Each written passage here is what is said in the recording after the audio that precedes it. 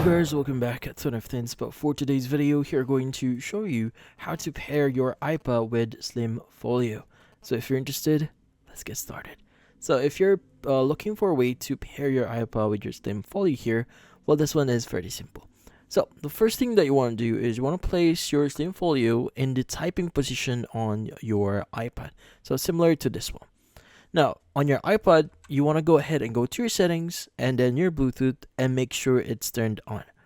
Now, what we need to do is you want to press and hold the Bluetooth connect button on the Slim Folio for about 2 seconds until the status light blinks blue. So this means it's discoverable for 3 minutes.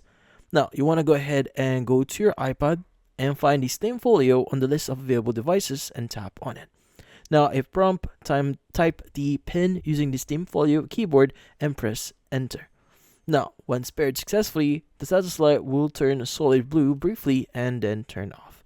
Now, from then on, you should be good. And that's about it. Hopefully, this video was able to help you. Like and subscribe to NFT Inspo. Thank you for watching.